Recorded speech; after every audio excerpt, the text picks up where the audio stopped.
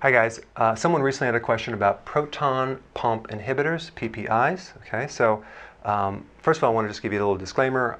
If you're on this medication, check with your doctor before coming off of it, okay? This is just meant for education. All right, these PPIs are basically real powerful antacids, and they get rid of acid in the stomach for conditions like acid reflux, GERD, gastritis, ulcers, those types of things. This medication is the most potent inhibitor of acid production. It can reduce stomach acid by 99%. That's incredible. It's one of the most widely sold drugs in the world. So obviously a lot of people have stomach problems. So it blocks the pump that releases hydrochloric acid. But it comes with a package. There's some slight minor complications when you remove stomach acid. Headache, nausea, and that's probably because there's a relationship between the stomach acid and the release of bile. And so if the bile is backing up from the gallbladder, you're going to feel nauseous. Diarrhea, probably because you're not getting the full digestion and things are undigested. It's going to go through your body. Abdominal pain and gas. These two symptoms are merely the inability to digest protein. You need a real strong acid to break down protein. Undigested protein will give you gas and abdominal pain.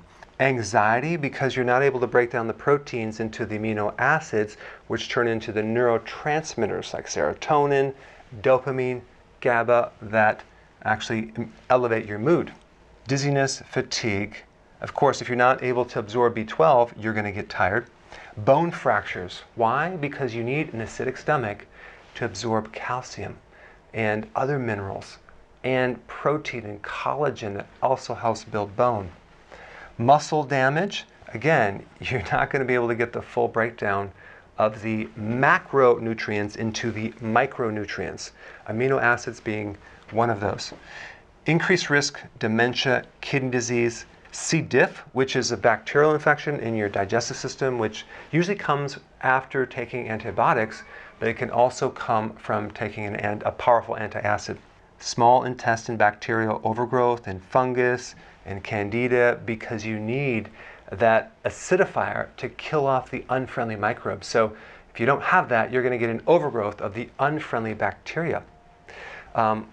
If you don't have enough stomach acid and you go to a restaurant where they have raw fish, for example, like a sushi restaurant, I mean, there's a lot of microbes in that fish that normally should be killed by the stomach acid. So if you don't have that in there, the chances of you getting an infection lower in the GI tract is very high.